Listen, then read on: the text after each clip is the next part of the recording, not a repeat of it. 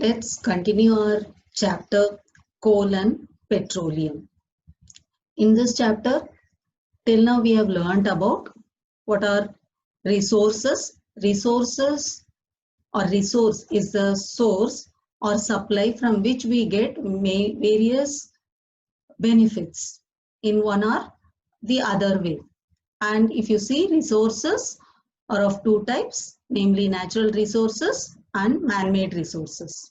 And natural resource is the resource what we can obtain from nature. Example, wind, soil, water, air, etc. And man-made resources is something made by humans for our consumption, and they are not available naturally. Example, all man-made materials we can tell. And then natural resources are of two types, namely inexhaustible natural resources and exhaustible natural resources. Inexhaustible natural resources are resources that occur naturally and are unlimited in nature, abundant in nature, are called, and which will never come to an end or never get exhausted, are called inexhaustible natural resources. They do not get exhausted by human activities. Example, air, sunlight. And exhaustible natural resources are resources that occur naturally but which are in limited quantity in nature. So by human activities, they will get exhausted soon, they will get completed soon, are called exhaustible natural resources. And exhaustible natural resources, in order to replenish, it takes millions of years. So it will get exhausted soon. For example, forest, wildlife, minerals, coal, petroleum, natural gas, etc. Then we have learnt about the formation of coal. Coal is formed by 300 million years ago when swamp, that is forest, when it get submerged due to natural calamities like flooding, more and more soil get covered.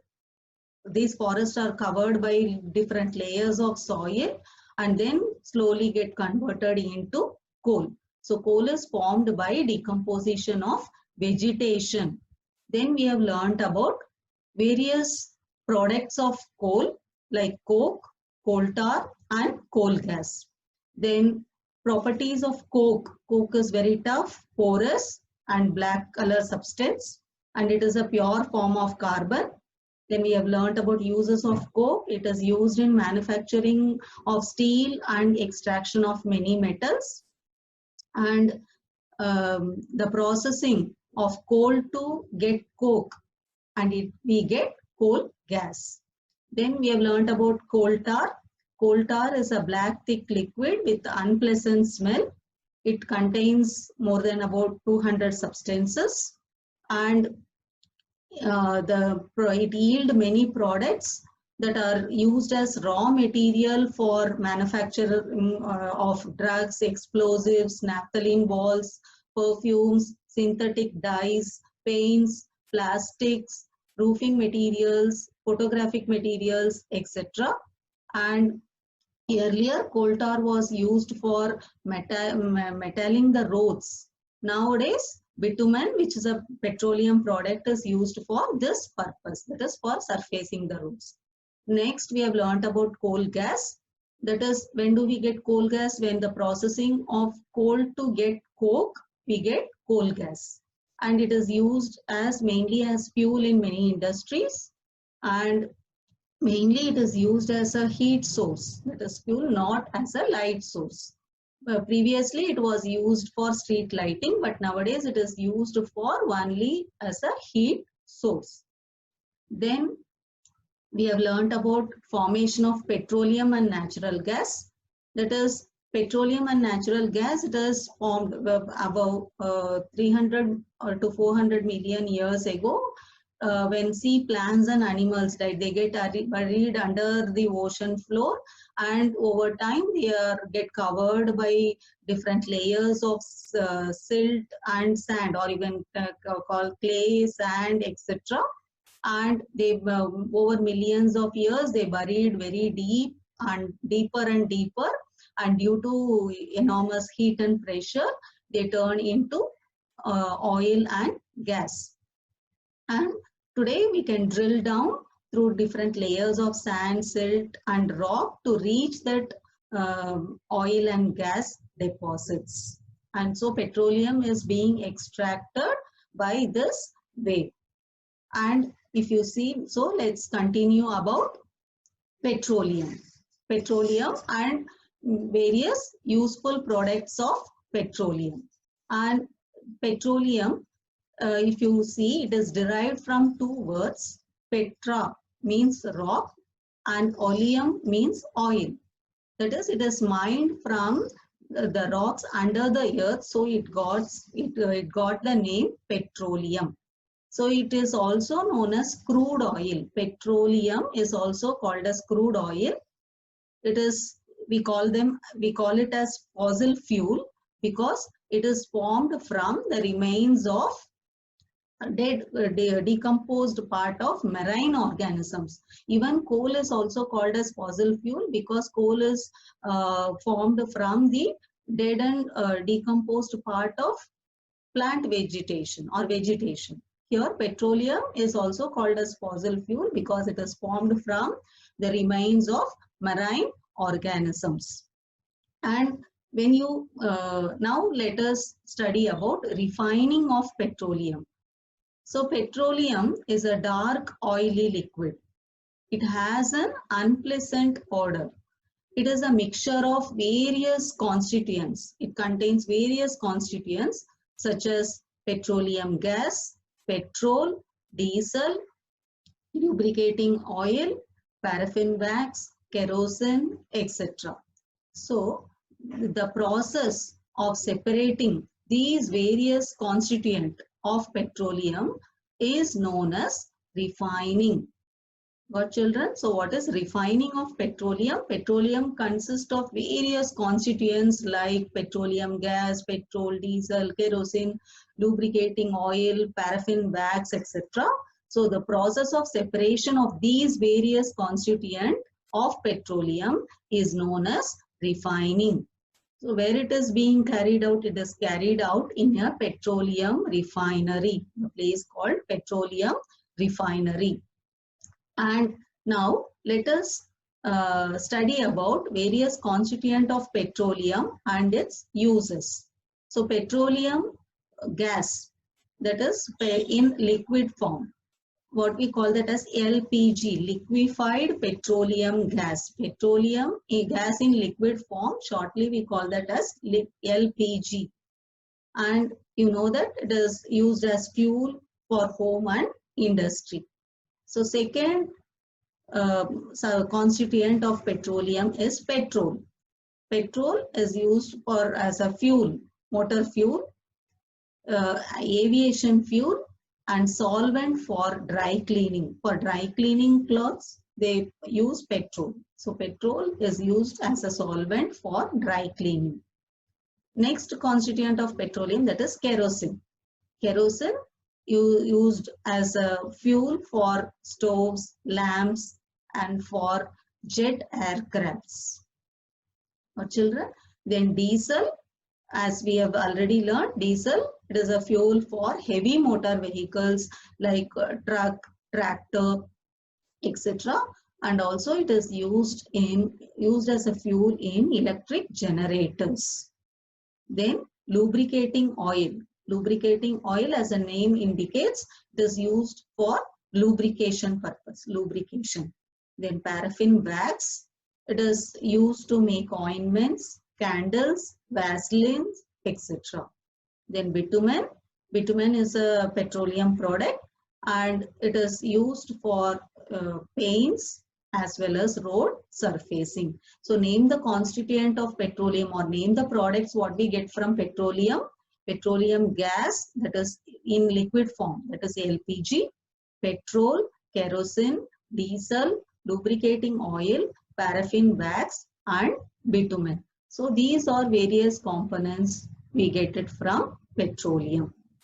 And as many useful substances are obtained from petroleum and natural gas, these are termed as petrochemicals. So why petroleum and natural gas are called petrochemicals?